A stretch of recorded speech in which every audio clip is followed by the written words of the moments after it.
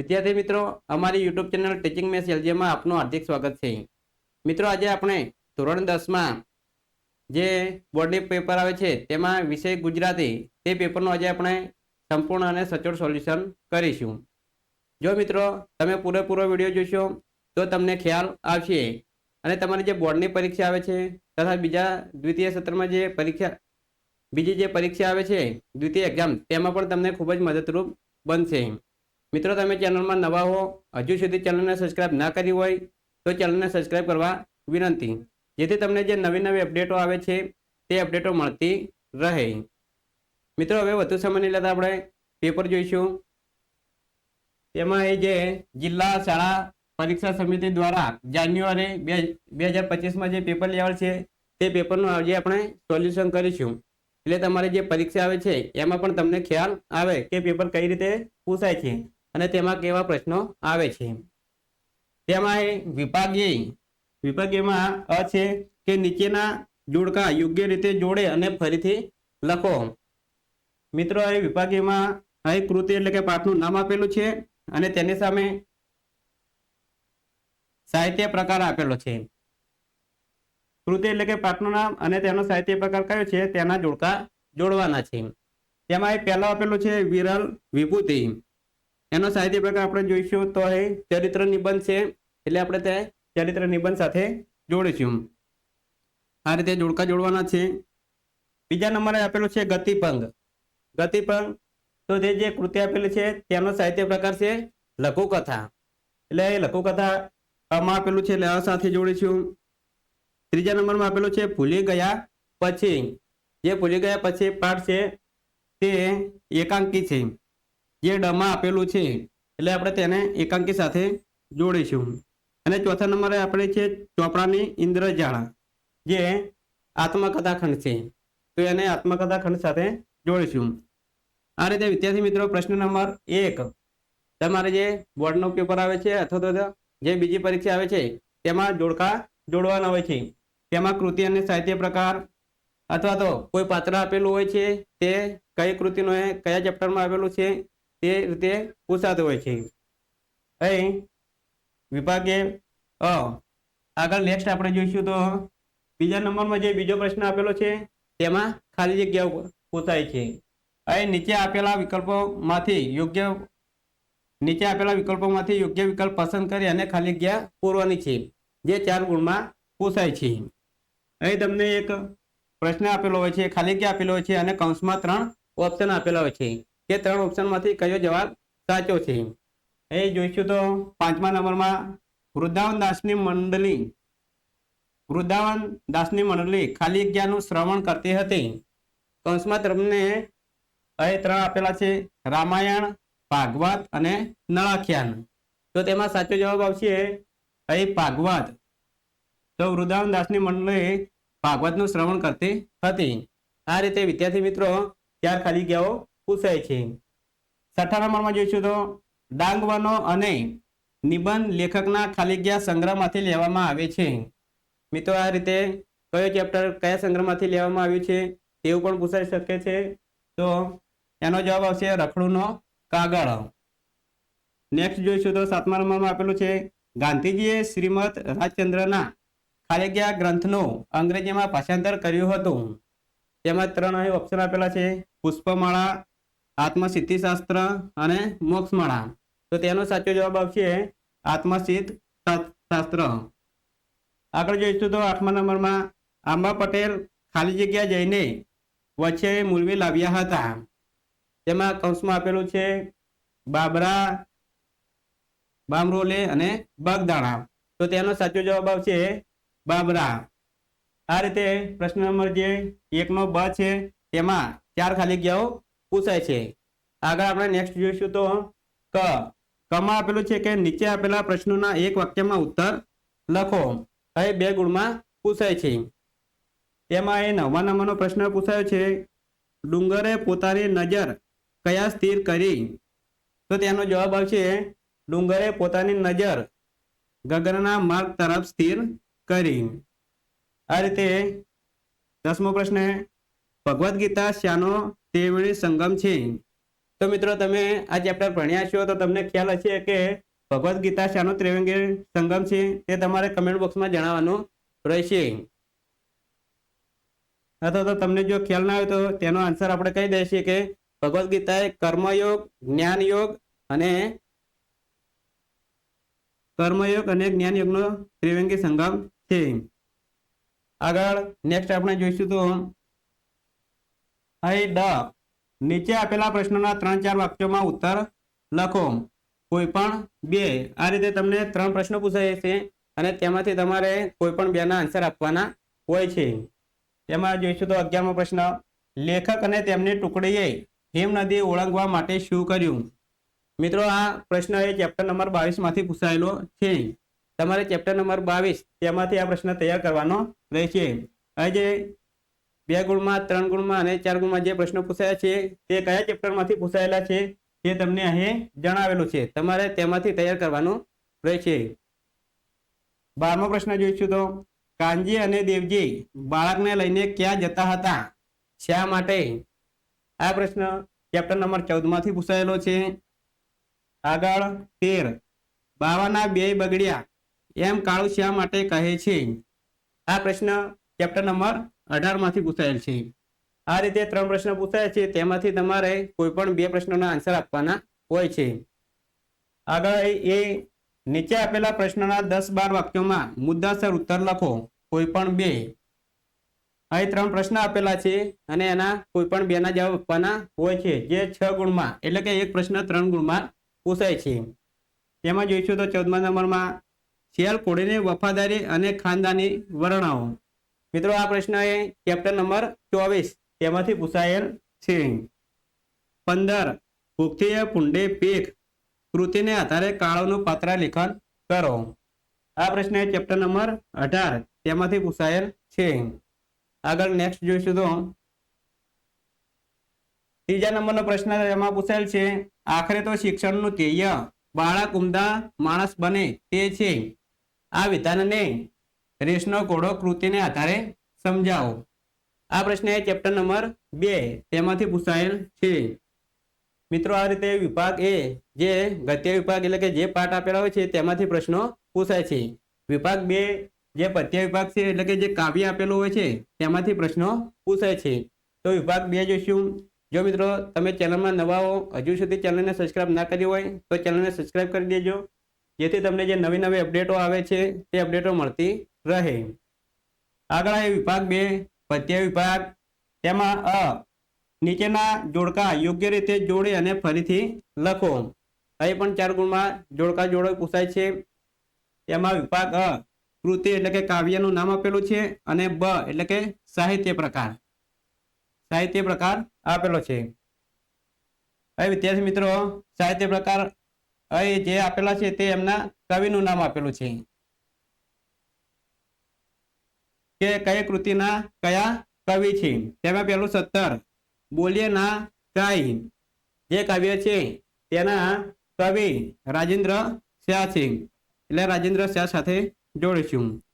તેવી જ રીતે 18, માધવને દીઠો છે ક્યાંય તેના કવિ હરીન્દ્ર દવે છે, એટલે આપણે ક સાથે જોડીશું. તેવી જ રીતે 19માં આપેલું છે, એક બપોરે જે કાવ્ય આપેલું છે તેના કવિ રાવજી પટેલ છે, જે આમાં આપેલું છે એટલે અ સાથે જોડીશું.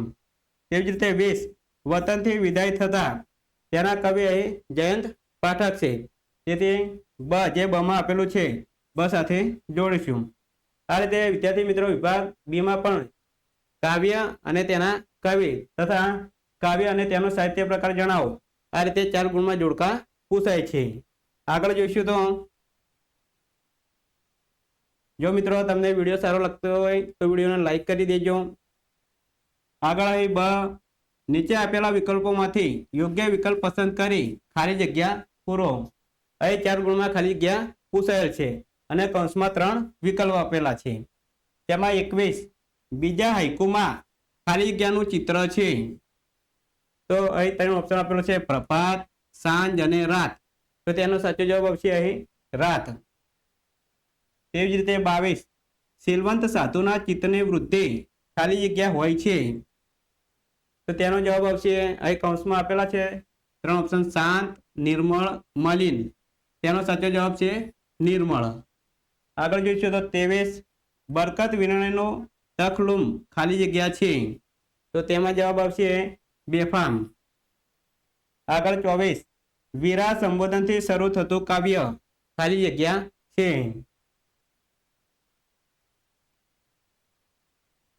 અહીં 24 વીરા સંબોધનથી થતું કાવ્ય ખાલી જગ્યા છે.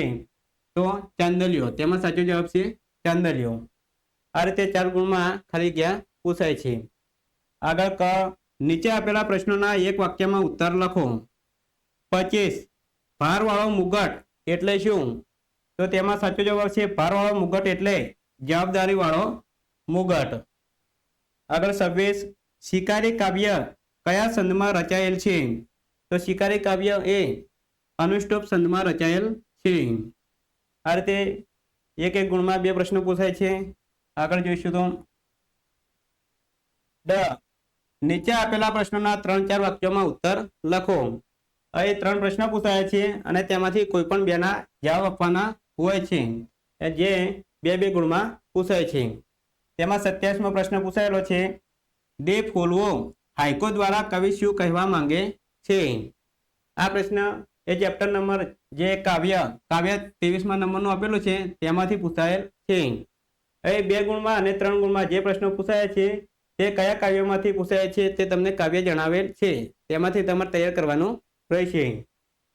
28 વતનથી વિદાય થતા કૃતિના કવિને કેડી પર ચાલતા કેવી વેદના અનુભવી રહ્યા છે? આ પ્રશ્ન એ કાવ્ય નંબર 13 જે 13 નંબરનું કાવ્ય છે તેમાંથી પૂછાયેલ છે. 29 ગંગા સતી કોને નમવાની વાત કરે છે? શા માટે? આ પ્રશ્ન એ કાવ્ય નંબર 3 માંથી પૂછાયેલ છે. એ નંબરમાં જોઈશું તો નીચેના પ્રશ્નોના 10-12 વાક્યોમાં મુદ્દાસર ઉત્તર લખો. તો એ લોંગ પ્રશ્નો પૂછાયા છે. 3 પ્રશ્નો છે તેમાંથી કોઈ પણ 2ના જવાબ આપવાના છે. હવે 6 ગુણમાં 2 પ્રશ્નો પૂછાય છે, એટલે કે એક પ્રશ્ન જે 3 ગુણમાં પૂછાયો છે. 3 પ્રશ્નો આપ્યા છે તેમાંથી કોઈ પણ 2ના જવાબ આપવાના છે. 30 નંબરનો પ્રશ્ન ચાંદલિયો કાવ્યમાં નિરૂપાયેલો કુટુંબ જીવનના સંબંધોનો મધુર ચિત્ર તમારા શબ્દોમાં વર્ણવો. મિત્રો આ જે પ્રશ્ન પૂછાયો છે તે કાવ્ય નંબર 21 માંથી પૂછાયેલ છે. આગળ 31 દિવસો જુદાઈ ના જાય છે ગઝલમાં વ્યક્ત ગણીની મનસ્થિતિને વર્ણવો. આ પ્રશ્ન કાવ્ય નંબર 17 માંથી પૂછાયેલ છે. 32 બોલીએ ના કંઈ કાવ્યમાં કવિ માનવને શો જીવન બોધ આપે છે? આ પ્રશ્ન કાવ્ય નંબર 15 માંથી પૂછાયેલ છે. મિત્રો એ વિભાગ A અને વિભાગ B પૂરો થાય છે, જે ગદ્ય અને પદ્યમાંથી પ્રશ્નો પૂછાય છે. આગળ વિભાગ C જે ગ્રામર એટલે કે વ્યાકરણના પ્રશ્નો પૂછાય છે. જો મિત્રો તમને વિડીયો સારો લાગતો હોય તો વિડીયોને લાઈક કરી દેજો. સબસ્ક્રાઇબ કરવાનું બાકી હોય તો સબસ્ક્રાઇબ પણ કરી દેજો. આગળ આપણે નેક્સ્ટ વિભાગ C જોઈશું. વિભાગ C જે વ્યાકરણના પ્રશ્નો પૂછાય છે તેમાં માગ્યા પ્રમાણે ઉત્તર લખો. જે રીતે સૂચના આપેલી હોય છે એ પ્રમાણે આપણે જવાબ આપવાના હોય છે. તેમાં આપેલા વિકલ્પોમાંથી સાચો વિકલ્પ પસંદ કરી જવાબ લખો. 33મો પ્રશ્ન આપેલો છે નીચેના શબ્દોને સાચી જોડણી શોધીને લખો. અહીં 1 ગુણમાં પૂછાયેલ છે. તેમાં આપેલું છે તુમુલ તેની સાચી જોડણી અહીં જે બીજા નંબરમાં આપેલું છે તુમુલ તે સાચી જોડણી છે. તેવી જ રીતે વીજળી તેની સાચી જોડણી અહીં જે 3જા નંબરમાં આપેલું છે વીજળી તે સાચી જોડણી છે. અહીં 2 પૂછાયા છે, 2 પ્રશ્ન 2 જોડણીઓ એટલે 1.5 માર્ક્સ એટલે કે 78 માર્ક્સની એક જોડણી હોય છે. આગળ જોઈશું તો 34 સૃષ્ટિ શબ્દની સાચી સંધિ શોધો. અહીં કૌંસમાં આપેલું છે તેમાં જે બીજા નંબરમાં જે આપેલું છે તે સાચી સંધિ છે. 35 નવજાત શબ્દનો સમાસ ઓળખાવો. તો નવજાત તેનો સમાસનો પ્રકાર થશે કર્મધારય સમાસ. 36 નીચે આપેલા બંને શબ્દના જોડણી ભેદે થતો અર્થભેદ જણાવો. હવે જે પ્રશ્ન પૂછાય છે તે 1-1 ગુણમાં પૂછાય છે. તેમાં અહીં ખચિત આપેલું છે તો તેનો અર્થ છે જડેલું. અને ખચિત, અહીં રસ્વ આપેલો છે અને અહીં દીર્ઘય આપેલી છે. તો જે ખચિત આપેલું છે તેનો અર્થ થાય છે જરૂર. આ રીતે બોર્ડની પરીક્ષા અથવા જે બીજા સત્રની પરીક્ષા આવે, જે દ્વિતીય પરીક્ષા આવે છે તેમાં આ રીતનું પેપર પૂછાતું હોય છે. 37માં જોઈશું તો આકાશમાં કાળા પંઠ વાદળા હળિયા પાટીલ જવા માંડ્યા, વાક્યમાંના અલંકારનો પ્રકાર જણાવો. અલંકાર એક ગુણમાં પૂછાય છે. તો જે આપેલું છે વાક્ય તેનો અલંકાર થશે રૂપક અલંકાર. આગળ 38મો પ્રશ્ન છે મીઠાશ શબ્દમાં કયો પ્રત્યય રહેલો છે તે જણાવો. તો વિદ્યાર્થી મિત્રો, મીઠાશ શબ્દમાં કયો પ્રત્યય રહેલો છે જો તમને ખ્યાલ હોય તો તમે જરૂર કમેન્ટ બોક્સમાં જણાવજો. એક કૌંસમાં આપેલું છે પૂર્વ પ્રત્યય કે પર પ્રત્યય અથવા તો એક પણ નહીં. આ ત્રણમાંથી શું જવાબ આવે છે તે તમારે કમેન્ટ બોક્સમાં જણાવવાનો રહેશે. 39 નીચેના શબ્દોના સમાનાર્થી શબ્દ શોધીને લખો. એ ગુણમાં પૂછાય છે. તેમાં વાદળ, વાદળનો સમાનાર્થી શબ્દ થશે નીરદ. સ્ત્રી, તો તેનો સમાનાર્થી શબ્દ થશે વનિતા. 40 ધૂળ સંજ્ઞાનો આપેલા વિકલ્પોમાંથી સાચો પ્રકાર શોધીને લખો. અહીં ધૂળ, તેનો સંજ્ઞાનો સાચો પ્રકાર થશે દ્રવ્યવાચક સંજ્ઞા. અહીં બીજા નંબરમાં આપેલ છે. નીચેના પ્રશ્નોના માગ્યા મુજબ જવાબ લખો. 41 નીચેના રૂઢિપ્રયોગનો અર્થ જણાવો. અહીં કંઠે પ્રાણ આવવા, આ રૂઢિપ્રયોગ આપેલો છે તો તેનો અર્થ થશે મરવા જેવું થવું અથવા તો મરવા જેવું થવું. 42 નીચે આપેલા કહેવતનો અર્થ લખો. અહીં એક ગુણમાં કહેવત પૂછાય છે, રૂઢિપ્રયોગ પૂછાય છે. આ રીતે તમારે તૈયાર કરવાનું રહેશે. નહીં કરના કે નહીં કાટના, આ કહેવત આપેલી છે તો તેનો અર્થ એવો થાય છે કે બંનેમાંથી એકે બાજુનો લાભ ન મળવો. આગળ જોઈશું તો આગળ વિદ્યાર્થી મિત્રો 43મો પ્રશ્ન નીચેના શબ્દ સમૂહ માટે એક શબ્દ લખો. અહીં એક શબ્દ સમૂહમાં પૂછાયો છે કોઈ વસ્તુનો સંગ્રહ કે મોહ ન રાખવો તે, તો તેનો જવાબ આવશે અપરિગ્રહ. આગળ 44 નીચેના શબ્દ માટે વિરોધી શબ્દ લખો. આશીષ, તો તેનો વિરોધાર્થી શબ્દ થશે સાપ. 45 નીચેના વાક્યને કર્મણીમાં ફેરવો. રામે તારકા રાક્ષસીનો વધ કરેલો, તો તેને કર્મણીમાં ફેરવીશું તો તેનો જવાબ છે રામથી તારકા રાક્ષસીનો વધ કરાયો. 46 નીચેના તળપદા શબ્દનો શિષ્ટ રૂપ આપો. બચાડી, તો એનો શિષ્ટ રૂપ થશે બિચારી. 47 નીચેના વાક્યમાંથી વિશેષણ શોધી અને તેનો પ્રકાર જણાવો. તો ચતુર ઘોડીએ પાણીમાં પંથ કાપવા માંડ્યો, તો તેમાં ચતુર એ વિશેષણ છે. આગળ જોઈશું 48મો પ્રશ્ન નીચેના વાક્યમાંથી ક્રિયા વિશેષણ શોધે તેનો પ્રકાર જણાવો. જીવનની પળો ઝપાટા બંધ વહી જાય છે, તો તેમાં ઝપાટા બંધ એ ક્રિયા વિશેષણ છે અને અવસ્થાવાચક છે. મિત્રો, આ રીતે વિભાગ C પૂરો થાય છે, જે વ્યાકરણ વિભાગ, વ્યાકરણના પ્રશ્નો પૂછાયેલા છે.